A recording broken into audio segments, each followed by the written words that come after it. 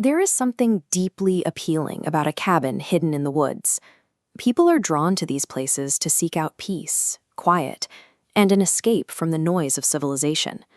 But that isolation demands a dangerous trade-off.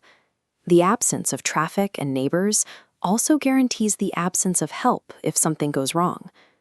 We are going to look at 3 documented cases of isolated cabins being breached. In each of these true stories, an unknown threat systematically closed the distance between the deep woods and the victim inside. They show that when you are miles away from the nearest road, the solitude you wanted is an illusion of safety, leaving you vulnerable. Our first case starts in October of 2022. A man named Jason rented a small hunting cabin in northern Maine. His nearest neighbor was miles away, and the closest town was a 40-minute drive.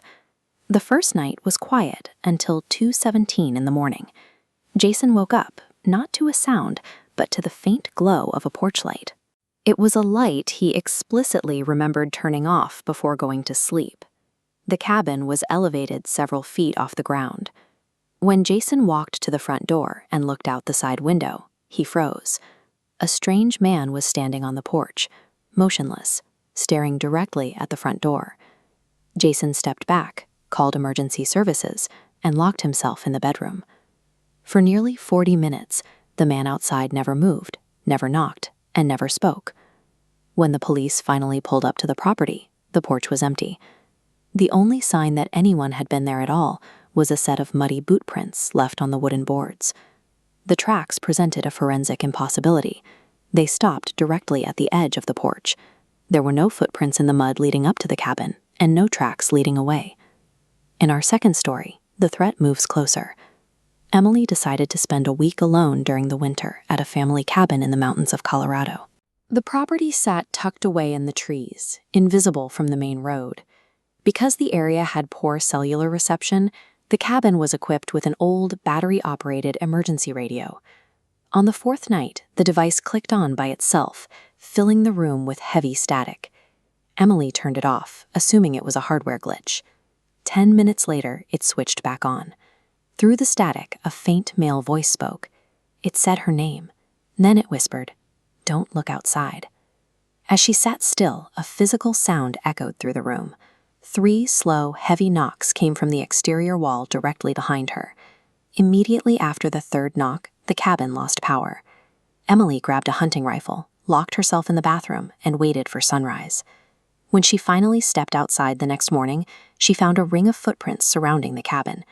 The tracks proved someone had stalked the perimeter of the walls, but the evidence made no logical sense. The footprints formed a perfect, unbroken loop around the structure, with no tracks showing how they arrived or where they left. The final escalation happens when the walls fail.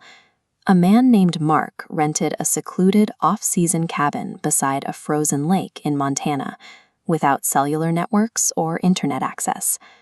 On his second evening, Mark noticed fresh snow tracks leading up to his cabin window. They stopped at the glass. There was no return trail. Around midnight, he heard slow, heavy, deliberate footsteps walking across the roof, stopping directly over his bedroom. When he checked the following morning, the snow on the roof was untouched. The climax occurred that afternoon. Mark was standing down by the lakeshore, taking photographs of the frozen landscape and the cabin. While reviewing the images on his laptop, he zoomed in on the cabin. A man was standing inside, staring out the window at him.